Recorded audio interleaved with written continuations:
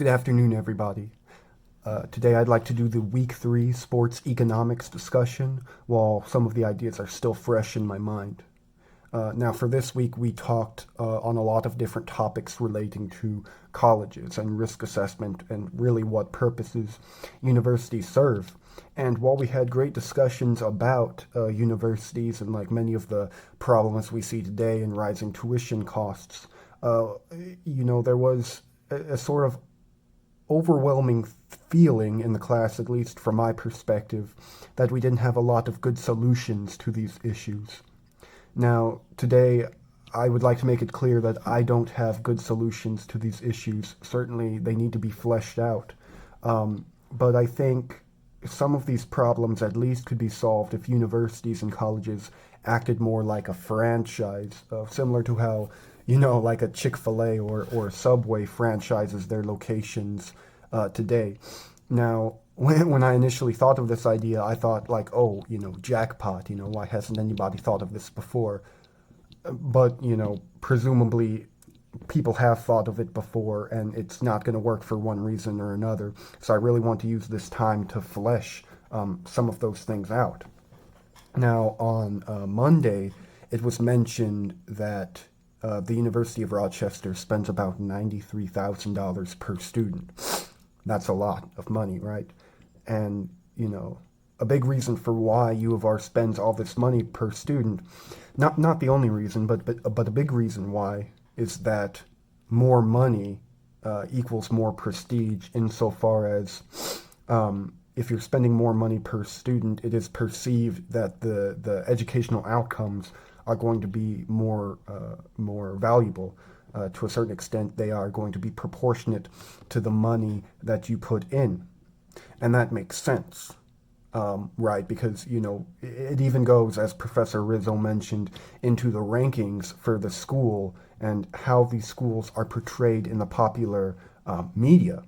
So franchising would not solve that, right? Because presumably the costs would go down significantly on the price paid, per student by the university as far as different amenities and professors go and stuff like that.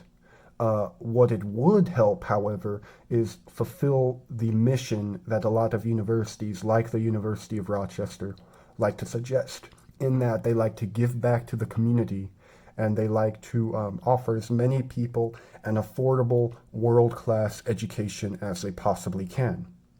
If you were able to franchise out a university and you were to allow, for example, investors or people who are relatively well off to buy property or use their property and to basically borrow a lot of the branding and courses and different things that make, like for the purposes of this example, the University of Rochester, then really you could have U of R anywhere. And obviously this doesn't go just for University of Rochester, but this could go for any school that already has a sort of established prestige to it, right? And naturally, this is how franchising starts in the first place. Sonic, McDonald's, Burger King, these places did not arise with multiple locations. All of these restaurants started out with one location and grew enough of a following to where they had enough capital to invest in other locations and allow outsiders the opportunity to own and operate a McDonald's restaurant. In a perfect world, again, and like obviously this wouldn't work to the extent that I'm hoping it would, like the way I'm describing it now, or otherwise we would see it today. But I don't see why, for example, somebody like Rich Handler, who's on our board of trustees at the University of Rochester, could not theoretically lease out a property of his or something like that and use some of his money to help like sort of create a university that is emulating Rochester, right? And so you would be able to access a lot more people who otherwise would not be able to come to the university. Particularly, this is very applicable in COVID times because you wouldn't necessarily have to have so many students who are zooming in or doing the school virtually.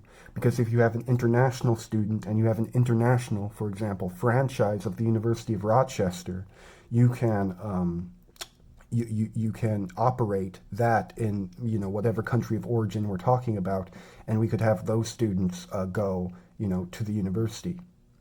Naturally, this franchising model would not help with like the perceived nature of the college experience, and I'm ready to admit that like having one central college location and gathering all students from all over the world is something unique, I think, about universities that serves really well. But what the franchising model would help is cut down on a lot of the administrative costs that we talk about in class. And that's because the franchise model, at least in theory, would allow for a wider range of opportunities in terms of what the college experience means for different types of students. If a student wanted a bare bones type of college experience where, they're not so much worried about a lot of the co-curricular activities or a lot of the recreational and amenities that these colleges advertise in order to try and allure students, if they just want, to go to school, have class, call it a day, think of it like a Taco Bell Express, right? Think of it.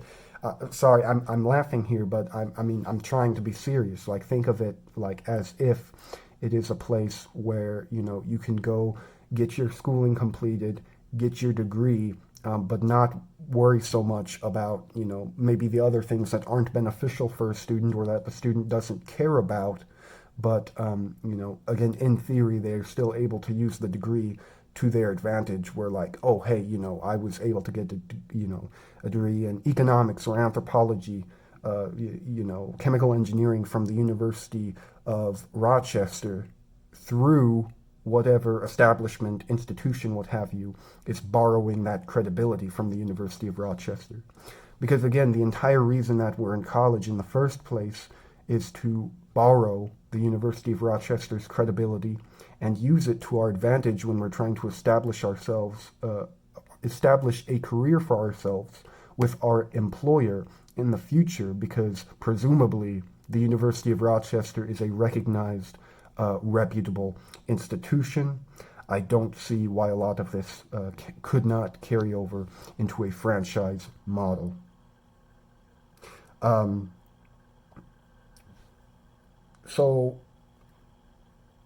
Another thing this would help is a lot of the giving a lot of administrators and more specifically professors more jobs, right? Because as Professor Rizzo and a couple of other classmates mentioned, you see this gut of professionally trained educators who do not have a job at the university level because of a lot of other tenured faculty, or basically there's a mismatch between the demand for the positions and the supply. Theoretically speaking, a franchise model would help to eliminate a lot of these problems because naturally they could be hired at a greater diversity of locations and more spread out insofar as like their geography and the communities that they serve, while simultaneously reporting to one University of Rochester corporation or school, as does any restaurant franchise or operating clinics might. I don't know all the solutions. Again, I wish I really did, but from what we've discussed the past couple of classes, I really think this is something to at least think about or try to investigate further, is like thinking of a franchise model for universities and thinking how this can be applied not just to the academic world, but to the sports world, and being able to set up a model to where students all across the world, all across the country, whatever region we're talking about, are able to have access to borrow an institution's credibility without necessarily having to feed into the system where we have ballooning administration costs with a lack of productivity to go along with it. Anyways, for today, I'm running out of time. Thank you very much for listening.